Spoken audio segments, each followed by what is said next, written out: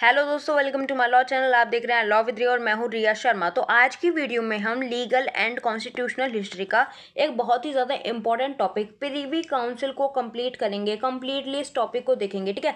साथ ही साथ इसमें कुछ क्वेश्चन भी बनते हैं इंपॉर्टेंट, जैसे कि प्रीवी काउंसिल ने भारत और इंग्लैंड के मध्य एक पुल का काम किया, जिसके माध्यम से इंग्लैंड के जो सिद्धांत थे, जो इंग्लैंड के प्रिंसिपल थे, जो थ्योरीज थी, वो भारत आई। समझाइए।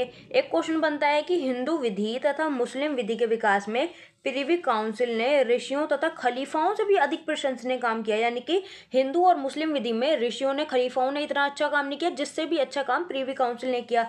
क्या आप इस बात से सहमत हैं? एक क्वेश्चन बनता है कि हिंदू विधि में स्त्री धन, दत्तक तथा ऋण के कानून के क्षेत्र का वैज्ञानिक विकास प्रीवी काउंसिल के विकास के प्रयास से हुआ है, ये चीज़ सिद्ध करो, ठीक है, ये चीज़ बताइए। तो ये कुछ क्वेश्चन हैं जो आपके बेसिकली बनते हैं और आज इन्हें ही हमें सॉल्व करना है। प्रीवी काउंसिल के बारे में जानेंगे, ये होती क्या है कंप्लीटली। पहले मैं आपको बाहर से बता दूं कि प्रीवी काउंसिल क्या थी। प्रीवी काउंसिल एक काउंसिल थी जहाँ पे बेसिकली बैठक होती थी। आप समझ सकते हैं ऐसा। यहाँ पे क्या होता था कि एक राजा या फिर रानी होती थी, ठीक है। उनको सलाह देने का काम ये लोग करते थे, यानी कि कुछ लोग, राजा या फिर रानी जो भी होती थी, उन्हें सलाह देने का काम करते थे। पहला ये काम था प्रीवी काउंसिल का, लेकिन बाद में ये जो प्रीवी काउंसिल थी, ये हाईएस्ट कोर्ट ऑफ अपील बन गई, यानी कि यहाँ पे अपील जाती थी। अब जिन्हें नहीं पता अपील क्या होती है, सुनो। जैसे कि मान लो मुझे जिला न्यायालय यानी कि डिस्ट्रिक्ट कोर्ट में फांसी की सजा सुना दी। अब मुझे लगता है कि इन्होंने गलत करा है, ऐसा होना नहीं चाहिए, ठीक है। तो मैं अपनी जो अपील है उसे बड़ी कोर्ट में लेके जाऊंगी। मैं बोलूंगी कि सर ऐसा नहीं होना चाहिए, मेरी थोड़ी सजा कम होनी चाहिए, या फिर जो भी, ठीक है। ऐसे करते करते जब हम बड़ी बड़ी कोर्ट में जाते रहते हैं तो उसको अपील बोलते हैं, जब हम अपनी अपील लेके जाते हैं। तो बेसिकली ये होती है अपील। जैसे कि मैं डिस्ट्रिक्ट कोर्ट के फैसले से खुश नहीं हूँ तो मैं सुप्रीम कोर्ट में अपील कर दूं, और सुप्रीम कोर्ट का जो डिसीजन होता है वो फाइनल होता है, उसके बाद कुछ नहीं हो सकता, ठीक है। उसी तरह जो प्रीवी काउंसिल थी, इसका डिसीजन भी फाइनल होता था। अब हमें पढ़ना है प्रीवी काउंसिल, इसका उद्गम यानी कि ओरिजिन ऑफ प्रीवी काउंसिल, ये क्या थी, ये फिर प्रीवी काउंसिल कैसे बनी, इसे बनाने की क्या जरूरत थी। सुनो, जब आप अपने मन में क्वेश्चन सोचोगे कि कोई चीज़ क्यों है, क्यों थी, किस वजह से आई, तो आपकी जो चीज़ें हैं वो सॉल्व होती चली जाएंगी, ठीक है। सुनो, प्रीवी काउंसिल सर्वोच्च अपील अदालत थी। इसमें संसार के अनेक कोनों से अपील आया करती थी, अर्थात इसमें ब्रिटिश उपनिवेशों की विभिन्न अदालत से अपील आया करती थी। यह प्रीवी काउंसिल राजा को एडवाइस यानी कि परामर्श देने का कार्य करती थी, यानी कि एडवाइस यानी कि सलाह देने का काम करती थी, जैसे मैंने पीछे बताया। तो बेसिकली होता क्या था, जैसे मान लो ये है भारत और ये है इंग्लैंड। अब इंग्लैंड यानी कि जो ब्रिटेन वाले थे, इन्होंने भारत पे कब्जा कर रखा था। मैंने लास्ट में पढ़ाया था जब 1600 वाला चार्टर, तो उसमें यही था कि ईस्ट इंडिया कंपनी भारत आई, उन लोगों ने कैसे हमारे ऊपर राज किया, ठीक है। तो भारत में कोई भी प्रॉब्लम किसी को होती थी तो भारत में पहले सुप्रीम कोर्ट नहीं थी, ठीक है। तो भारत की जो अपील थी वो प्रीवी काउंसिल यानी कि इंग्लैंड में जाया करती थी। उसी तरह इंग्लैंड यानी कि ब्रिटेन वालों का जिन जिन देशों पे राज था, यानी कि जहाँ जहाँ पे ये उपनिवेश वगैरह थे, उन सभी उपनिवेशों की जो अपील थी वो प्रीवी काउंसिल ही जाया करती थी। जैसे कि हमारे पूरे भारत की अपील कहाँ जाती है, हमारे पूरे भारत की अपील दिल्ली जाती है सुप्रीम कोर्ट में, ठीक है। उसी तरह विश्व की यानी कि संसार में बहुत सारे मतलब जो जगह थी, वहां से अपील जो है वो प्रीवी काउंसिल में आया करती थी। और ये जो प्रीवी काउंसिल थी, ये राजा को एडवाइस देने का काम करती थी, बेसिकली ये है, ठीक है। अब इसका इतिहास समझो कि ये प्रीवी काउंसिल पहले क्या थी और ये प्रीवी काउंसिल कैसे बनी, ठीक है। तो सबसे पहले नॉर्मन्स ने 1066 एडी में हमला करके इंग्लैंड को जीत लिया, ठीक है। अब नॉर्मन के शासन में नॉर्मन ने एक मजबूत सेंट्रल गवर्नमेंट का निर्माण किया, यानी कि उनकी जो सेंट्रल गवर्नमेंट थी मजबूत थी। इन्होंने नॉर्मन्स ने क्या किया, क्यूरिया रेगिस नाम के एक छोटे से काउंसिल का निर्माण किया, ठीक है, जिसमें राजा के खास यानी कि ऑफिशियल्स आदमी होते थे।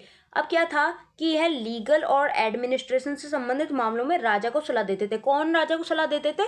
क्यूरिया रेगिस। और ये जो क्यूरिया रेगिस है ना बच्चों, ये ही बड़ी होके आपकी प्रीवी काउंसिल बन जाएगी, ठीक है। यानी कि सबसे पहले जब ये छोटी थी तो ये क्यूरिया रेगिस थी, और ये राजा को लीगल यानी कि लीगल विधि से संबंधित और एडमिनिस्ट्रेशन यानी कि प्रशासन से संबंधित मामले में सलाह देती थी राजा को, ठीक है। और ये जो क्यूरिया रेगिस थी, इसमें दो तरह की मीटिंग होती थी बेसिकली। एक होती थी फेस्टिवल्स यानी कि त्योहारों के टाइम पे बड़ी वाली मीटिंग, और एक होती थी छोटी क्यूरियर एक्स यानी कि छोटी मोटी मीटिंग, जैसे कि छोटे छोटे झगड़े हो गए, कोई लड़ाई हो गई, कोई बात हो गई, तो इन लोगों ने मीटिंग कर ली, ठीक है। यानी कि मीटिंग में वही होता था, राजा को एडवाइस देते थे, ठीक है। तो एक तो त्योहारों के समय होती थी बड़ी यानी कि संपूर्ण क्यूरियर एगेस, और एक होती थी छोटी क्यूरियर एगेस जो छोटे छोटे झगड़ों के लिए होती थी। तो आप समझे कि इंग्लैंड जो था, इंग्लैंड पे नॉर्मन ने अटैक करके नॉर्मन वहाँ पे रहने लगे। उन्होंने मजबूत सेंट्रल गवर्नमेंट वहाँ पे बनाई और उन्होंने ही क्यूरिया रेगिस को बनाया, और ये ही क्यूरिया रेगिस बड़ी होके प्रीवी काउंसिल बनेगी। यहाँ तक की कहानी समझ में आई? कमेंट करके बताना, ठीक है। अब क्या है कि इन बैठकों में नए कानून का विकास किया जाता था और विवादित मामलों का निपटारा होता था, जैसे कि राजस्व से यानी कि टैक्सेस से संबंधित कोई मामला है या फिर कोई भी मामला है, सारे मामले यहाँ पे देखे जाते थे आपके क्यूरिया रेगिस में। क्या होता है कि 15वीं शताब्दी यानी कि 15th सेंचुरी में इंग्लैंड में हुई और ट्यूडर राजवंश की स्थापना हुई, यानी कि नॉर्मन थे, उसके बाद यहाँ पे इंग्लैंड में हुई और ट्यूडर, इन दो राजवंश की स्थापना हुई, ठीक है। इस टाइम में यानी कि ये जो टाइम था, इस काल में क्यूरिया रेगिस बनी रही, यानी कि जो क्यूरिया रेगिस नॉर्मन्स ने बनाई थी, यानी कि नॉर्मन ने 1066 एडी में आके जो क्यूरिया रेगिस बनाई थी वो 15वीं शताब्दी तक भी चल रही थी, ठीक है। और इस काल में भी क्यूरिया रेगिस बनी रही और सलाहकार का काम करती रही, ठीक है। इस समय इंग्लैंड के उपनिवेशों यानी कि कॉलोनी से सारी अपील यहाँ पे आती थी, यानी कि जैसे मान लो ये भी एक उपनिवेश है, ये भी एक उपनिवेश है, ये भी एक उपनिवेश है, तो यहाँ की जो सारी अपील थी वो यहाँ पे जाती थी क्यूरिया रेगिस में, और क्यूरिया रेगिस में ये लोग मामला सुनते थे, सलाह देते थे राजा को, इस तरह होता था, ठीक है। और उपनिवेश कॉलोनीज क्या होता है ये आप कमेंट करके बताओ, ठीक है।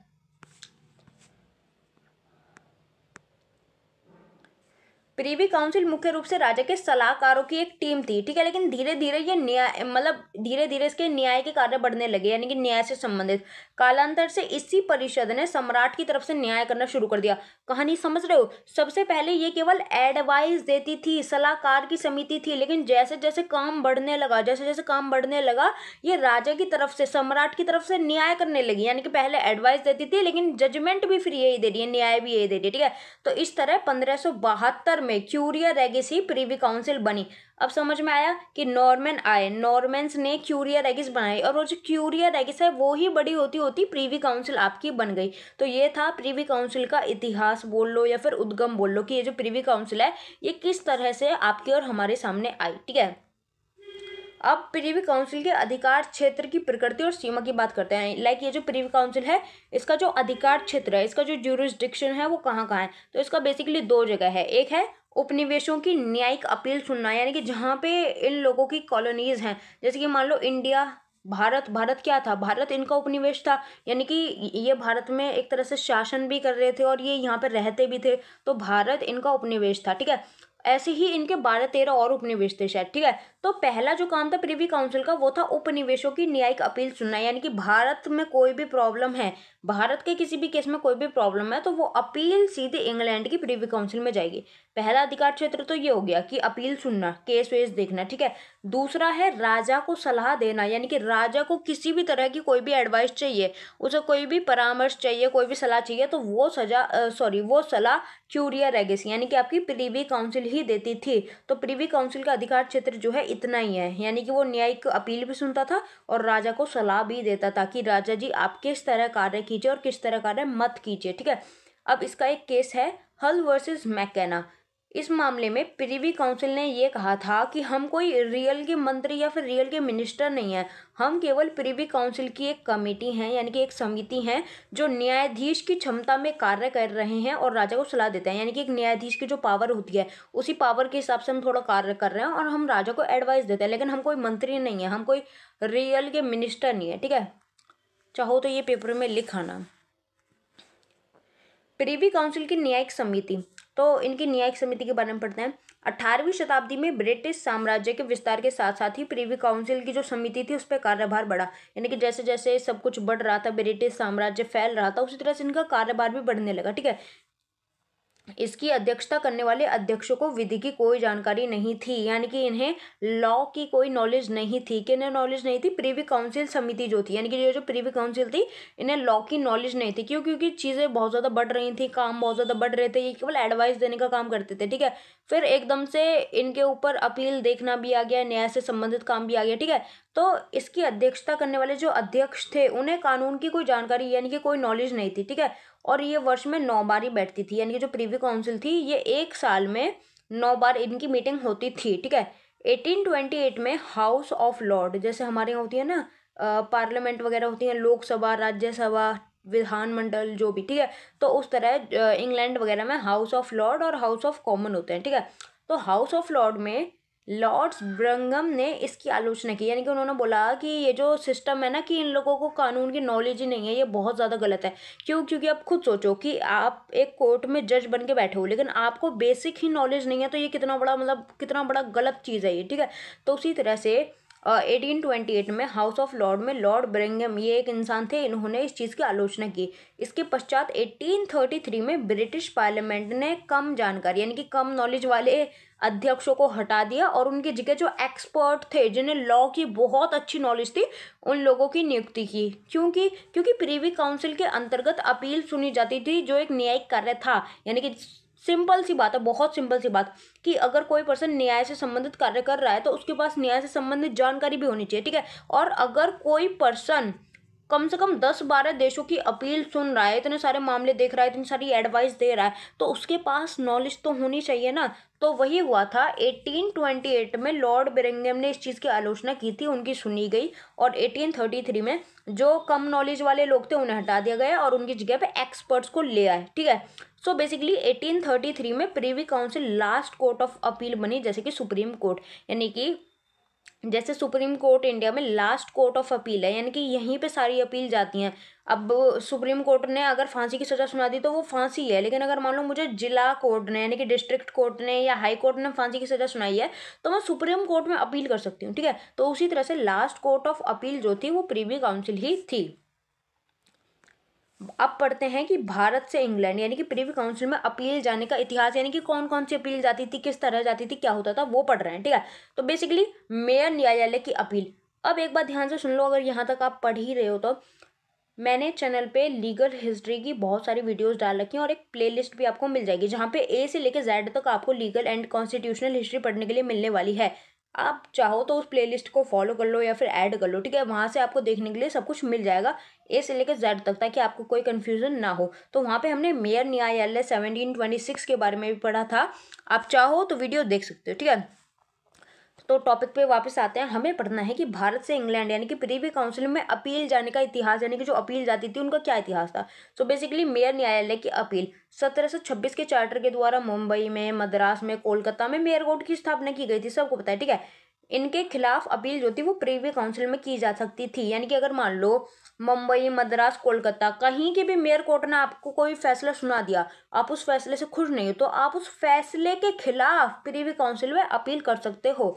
इसके सिवा कोलकाता के सुप्रीम कोर्ट के निर्णय के विरुद्ध भी अपील की जा सकती थी, यानी कि कोलकाता में भी एक कोर्ट बना रखी थी इन लोगों ने, सुप्रीम कोर्ट नाम की कोर्ट, ठीक है। ये जो आज की सुप्रीम कोर्ट है वैसी कोर्ट नहीं है ये, ठीक है। अगर इस सुप्रीम कोर्ट ने भी कोई फैसला दिया है, आप उससे खुश नहीं हो, तो आप सुप्रीम कोर्ट के फैसले के खिलाफ भी प्रीवी काउंसिल में अपील कर सकते थे। इसके सिवा सदर दीवानी कोर्ट, सदर निजामत कोर्ट, सबकी जो अपील थी वो प्रीवी काउंसिल में की जा सकती थी। अब ये जो सदर दीवानी कोर्ट है, सदर निजामत कोर्ट है, बच्चों को इस चीज़ में बहुत ज़्यादा कन्फ्यूजन होती है। मेरे ख्याल से वॉरेन हेस्टिंग वाली जब हमने वीडियो पढ़ी थी तो हमने सदर दीवानी, सदर निजामत, सारी कोर्ट्स के बारे में अच्छे से पढ़ा था। आप चाहो तो एक बार वीडियो देख लेना, आपको ये चीज़ क्लियर हो जाएगी, क्योंकि वहाँ बहुत अच्छे से मैंने समझाया था वाकई में। अब देखते हैं प्रारंभिक अपीलों की स्थिति, यानी कि जो स्टार्टिंग में अपील की जाती थी उनकी क्या कंडीशन थी। तो बेसिकली अपील जो थी वो इंग्लैंड में अंग्रेजों के द्वारा देखी जाती थी, जो भारतीय नियम और कानून से परिचित नहीं थे। यानी कि भारत का इंसान अपील तो कर देता था इंग्लैंड में, लेकिन इंग्लैंड वाले जो थे उन्हें भारत के कानून नहीं पता थे कि भारत के कानून में कैसा होता है, कैसा नहीं होता है। मान लो भारत के कानून के हिसाब से किसी ने चोरी की, चोरी के लिए 2-4 महीने की जेल है, लेकिन इंग्लैंड के कानून के हिसाब से चोरी करने वाले को सजा है मौत, यानी कि सीधा फांसी है। तो कितना बड़ा अंतर है ना। तो उसी प्रकार से इंग्लैंड में अंग्रेज जो थे वो अपील देखते थे और भारतीय नियम और कानून से वो परिचित नहीं थे, यानी कि उन्हें यही नहीं पता थी कि इस अपराध के लिए भारत के कानून में क्या प्रावधान है, ठीक है। तो सबसे बड़ी दिक्कत थी कि उन्हें ये चीज़ पता ही नहीं थी, ठीक है। और इंग्लैंड की प्रीवी काउंसिल अंग्रेजी भाषा में अपील का निर्णय देती थी, और भारत वाले कैसे थे, भारत वाले हिंदी बोलते थे, मराठी बोलते थे, उन्हें नहीं आती थी परफेक्टली इंग्लिश, ठीक है। तो इंग्लैंड की प्रीवी काउंसिल अंग्रेजी भाषा में अपीलों का निर्णय देती थी। अपील की जो बहस भी होती थी वो भी अंग्रेजी भाषा में होती थी। अब क्योंकि भारतीय जो थे वो अंग्रेजी को ठीक प्रकार से नहीं जानते थे, अतः उन्हें यह भी नहीं पता चलता था कि मुकदमे में यानी कि उनके केस में क्या चल रहा है और क्या जजमेंट आ रही है, क्या जजमेंट जज साहब ने दे दी, उन्हें कुछ भी नहीं पता होता था। क्यों? क्योंकि जो भी बहस हो रही है, जो भी केस है, वो सारा इंग्लिश में देखा जा रहा है। उन्हें तो पता ही नहीं है कि उनके सामने कोई क्या बोल रहा है। अब आप सोचो, एक 2-3 साल का छोटा बच्चा है, उसे इंग्लिश नहीं आती, तो आप उसके सामने कुछ भी बोलोगे तो वो तो ऐसे देखेगा कि ये बोल क्या रहा है। ठीक है, वही हाल था। भारतीय जो थे वो अंग्रेजी को ठीक प्रकार से नहीं जानते थे, तो क्या जजमेंट आ रही है, किस चीज़ के लिए सजा सुना दी, क्या कर दिया, उन्हें कुछ पता ही नहीं होता था। ठीक है, तो दो प्रॉब्लम तो ये हो गई। पहला तो ये कि उन्हें भारतीयों का कानून नहीं पता था, और दूसरा वो अंग्रेजी में काम करते थे और हमें अंग्रेजी आती नहीं थी, सीधी बात। तीसरा कि यातायात के मार्ग भी सुलभ नहीं थे, यानी कि मतलब आना जाने कैसे हो, यहाँ पे इंग्लैंड है, यहाँ पे भारत है। अब ऐसा तो है नहीं कि उस टाइम पे एरोप्लेन चल रहे थे या फिर फ्लाइट से चले गए तुम उड़ के, या फिर कैसे भी तुम चले गए, ऐसा तो था नहीं ना पॉसिबल। वही बात है कि यातायात के मार्ग सुलभ नहीं थे, जिस कारण भारतीयों को बहुत असुविधाओं का सामना करना पड़ता था। यानी कि अगर भारत की अपील इंग्लैंड जा रही है या भारत के किसी व्यक्ति को वहां जाना है, तो बहुत ज़्यादा मतलब डिले होता था, बहुत ज़्यादा असाधारण विलंब होता था। कभी कभी तो 50-60 साल भी लग जाते थे। वहां से आएंगे, वहां से जाएंगे, कभी ये यहाँ से जा रहे हैं, कभी वो वहां से आ रहे हैं, और बहुत बार ऐसा होता था कि वहां पे केस पेंडिंग पड़ा रहता था, वो लोग देखते भी नहीं थे। ठीक है, और भारत के विभिन्न क्षेत्रों में भिन्न भिन्न भाषाएं बोली जाती थी, जितनी समझने में प्रिवी काउंसिल भी असमर्थ थी। यानी कि भारत में बहुत सारी लैंग्वेज बोली जा रही हैं। अब अगर एक हिंदी हो तो वो रोज होके सीख भी ले, लेकिन भारत में इतनी सारी भाषा बोली जा रही है, वो क्या क्या सीखें। तमिल बोली जा रही है, तेलुगु बोली जा रही है, कन्नड़ बोली जा रही है, मलयालम बोली जा रही है, उर्दू, संस्कृत, हिंदी, इतनी सारी लैंग्वेज। तो इतनी तो भैया प्रिवी काउंसिल को समझ में नहीं आती थी। तो ये अपीलों की स्थिति थी, ये कंडीशन थी। ठीक है, अब पढ़ते हैं प्रिवी काउंसिल की स्थायी न्यायिक समिति के बारे में, यानी कि परमानेंट न्यायिक कमेटी। ठीक है, सो बेसिकली ब्रिटिश संसद में 1833 में न्यायिक समिति अधिनियम पारित किया गया। यह अधिनियम लॉर्ड ब्रांगम की आलोचना का परिणाम था, और जिन्होंने 1828 में हाउस ऑफ लॉर्ड में अपने कानून सुधार के भाषण में प्रिवी काउंसिल समिति की आलोचना की थी। यानी कि हमने अभी 2-4 मिनट पहले तो पढ़ा था ना कि इन्होंने आलोचना की थी। ये देखो, ये रहीं पे मैंने पढ़ाया था ना कि 1828 में हाउस ऑफ लॉर्ड में लॉर्ड ब्रंगम ने आलोचना की थी कि यहाँ पे यहाँ पे नॉलेज नहीं है, कम जानकारी वाले मतलब मामलों को देख रहे हैं, तो उन कम जानकारी वालों को हटा के एक्सपर्ट को बनाया गया था। क्यों? क्योंकि एक न्यायिक कार्य था जिसमें थोड़े कम पढ़े लिखे लोग हैं, ये हुआ था ना। तो वही वाली बात है कि ब्रिटिश संसद में 1833 में न्यायिक समिति अधिनियम पारित किया गया।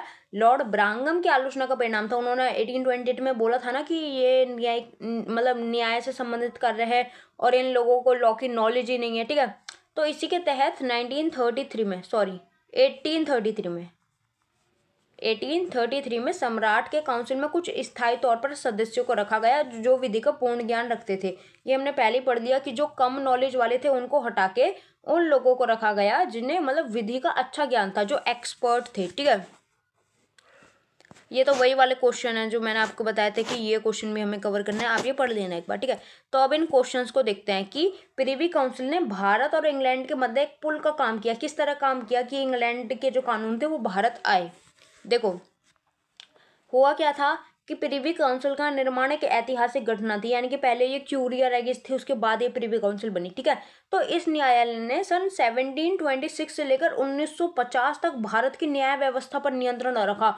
यानी कि इतने साल, कई सौ साल इन्होंने भारत की न्याय व्यवस्था यानी कि जुडिशियल सिस्टम पे अपना कंट्रोल रखा था। ठीक है, इस न्यायालय में जिस देश की अपील जाती थी उसी देश के कानून के द्वारा ये लोग निर्णय देते थे। वो बात अलग थी कि इन्हें कानून का पूरा ज्ञान हो या ना हो, टूटा फूटा निर्णय ये दे देते थे। ठीक है, और विश्व के इतिहास में यह न्यायालय वर्तमान न्यायालयों में सबसे पुरानी और अभी तक जीवित है। क्यों? क्योंकि 1726 से लेकर 1950 तक चलती आ रही है। ठीक है, और अभी भी चल रही है ये। ठीक है, मतलब अभी तक जीवित है। तो 1726 इतनी पुरानी अदालत, अगर हम हाई कोर्ट की बात करें, हम सुप्रीम कोर्ट की बात करें, तो ये तो अभी कुछ 100-200 साल पुरानी मान लो, लेकिन 1726 से लेकर आज तक चली आ रही है। ठीक है, तो ये विश्व के इतिहास में सबसे पुरानी कोर्ट है। कौन सी कोर्ट? Privy council. ठीक है, और यदि किसी विषय पर भारत में कोई कानून नहीं होता था तो न्यायाधीश यानी कि जो जज होता था वो इंग्लैंड के कानून का सहारा लेकर उस मुकदमे का फैसला देता था। जैसे कि मान लो भारत में साइबर क्राइम से संबंधित कोई भी कानून नहीं है, ठीक है,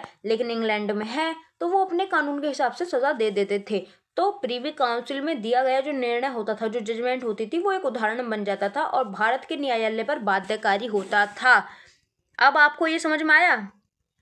देखो, इन्होंने हमसे पूछा कि प्रिवी काउंसिल ने भारत और इंग्लैंड के मध्य एक पुल का काम किया। कैसे पुल का काम किया कि अगर कोई कानून भारत में नहीं है, ठीक है, तो वो इंग्लैंड से चल के भारत आता था। अगर जैसे मान लो भारत में साइबर कानून नहीं है, ठीक है, और कुछ ऐसा हो गया है, ठीक है, तो इंग्लैंड वाले जो थे वो अपने यहाँ का जो कानून था उसे फॉलो करते थे और वही यहाँ पे माना जाता था। जैसे कि हमने और भी बहुत सारे केस पढ़े हैं, ठीक है। तो बेसिकली इस तरह ये एक पुल का काम हुआ। और ये भी है कि इंग्लैंड के सिद्धांत भारत आए। कैसे आए? इसी तरह आए कि अगर प्रिवी काउंसिल ने कोई भी जजमेंट दे दिया तो वो भारत के न्यायालयों पर बाध्यकारी होती थी कि भारत वालों को भी वैसे ही फैसला देना है, ठीक है। तो इस प्रकार कुछ केस में प्रिवी काउंसिल इंग्लैंड के कानून का सहारा लेती थी और वो जो कानून का सहारा लेती थी वो कानून भारत का अंग बन जाता था। इस प्रकार प्रिवी काउंसिल ने एक साथ बड़ी मात्रा में इंग्लैंड का कानून भारत पर लागू कर दिया, यानी कि ये यहाँ इंग्लैंड का कानून, ये यहाँ भारत का कानून और ये पुल, ठीक है। तो इंग्लैंड का कानून भारत आया बाया पुल, ठीक है, ये हो गया। जिस समय भारत के कानून में सुधार हो रहा था, इम्प्रूवमेंट हो रहा था, उस समय विभिन्न निर्णय के माध्यम से इंग्लैंड का इतना सारा कानून भारत में आ गया कि उसे हटाना असंभव हो गया था।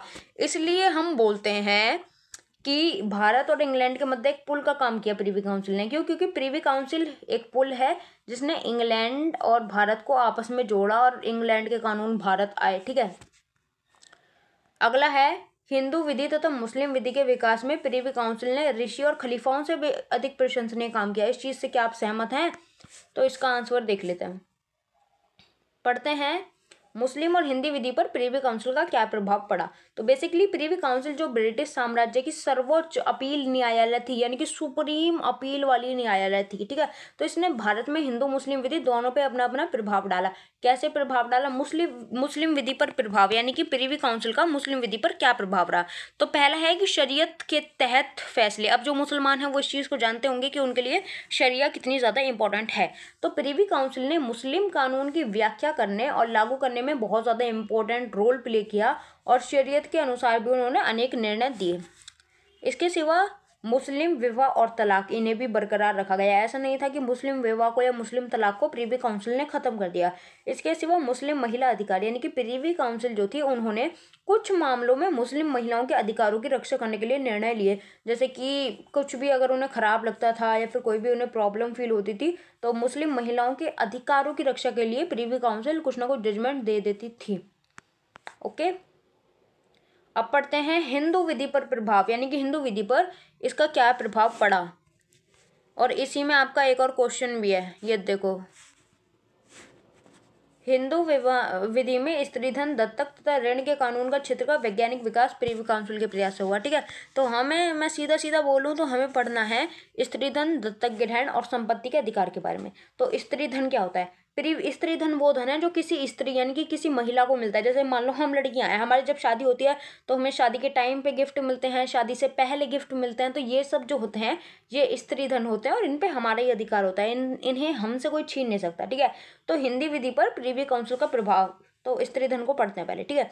तो प्रिवी काउंसिल ने स्त्री धन महिलाओं के संपत्ति के अधिकार को परिभाषित किया और उन्हें बनाए रखने में इंपॉर्टेंट रोल प्ले किया। यानी कि उन्होंने बताया कि संपत्ति का अधिकार क्या है, स्त्री धन क्या है, दैट्स ऑल, ठीक है। और अदालत में विभिन्न प्रकार के स्त्री धन, जैसे कि विवाह से पहले मिलने वाले गिफ्ट हो गए, विवाह के टाइम मिलने वाले गिफ्ट हो गए और विवाह के बाद मिलने वाले गिफ्ट यानी कि उपहार हो गए, इन सबको स्पष्ट किया और संपत्ति संबंधी नया सिद्धांत दिया। उन्होंने बताया कि ये जो स्त्री धन है इस पे केवल महिलाओं का ये अधिकार होता है, ये सब कुछ, ठीक है। अगला है दत्तक ग्रहण। दत्तक ग्रहण का मतलब होता है बच्चा अडॉप्ट करना, ठीक है। ज्यादा कुछ मत सोचो, दत्तक ग्रहण का मतलब होता है बच्चा अडॉप्ट करना, ठीक है। सो प्रिवी काउंसिल ने अवैध दत्तक ग्रहण के लिए स्पष्ट कानूनी दिशा निर्देश स्थापित किए। अवैध का मतलब होता है इलीगल, यानी कि इलीगल तरीके से किसी का बच्चा अडॉप्ट करने से संबंधित प्रिवी काउंसिल ने जजमेंट वगैरह दिए और कानून वगैरह बताए, ठीक है। यह सुनिश्चित करने के लिए कि दत्तक यानी कि बच्चा जो है अडॉप्टेड बच्चा, सन डॉटर जो भी, ठीक है, तो दत्तक के अधिकारों और हितों की रक्षा की जाए ताकि आप अवैध तरीके से किसी को ऐसे अपना बच्चा ना बनाएं और उसके अधिकार वगैरह सुरक्षित रहें। इसके सिवा संपत्ति का अधिकार, यानी कि प्रिवी काउंसिल ने हिंदू समाज में संपत्ति के अधिकारों पर कई महत्वपूर्ण फैसले दिए और महिलाओं का संपत्ति में अधिकार सुनिश्चित किया। यानी कि प्रिवी काउंसिल ने इतने साल पहले बोला कि जो महिला हैं, जो फीमेल्स हैं, उन्हें भी संपत्ति में अधिकार मिलना चाहिए। अगर आपकी 2 रुपए की ज़मीन है तो 1 रुपया बेटे को दो और 1 रुपया बेटी को दो, ये इनका एक तरह से मतलब था। अब अगर आपको किसी भी सब्जेक्ट के, किसी भी टॉपिक के legal notes, paid legal notes आपको चाहिए तो आप इस नंबर पे मुझे डीएम कर सकते हैं। कितने में है, क्या है, सब आपको बता दिया जाएगा। लॉ विद रिया नाम से मेरा टेलीग्राम एंड व्हाट्सएप पे चैनल है, चाहो तो फॉलो कर लेना, सब्सक्राइब कर लेना और कमेंट करके बता देना वीडियो समझ में आई या नहीं। Thanks for watching. जय हिंद, जय भारत।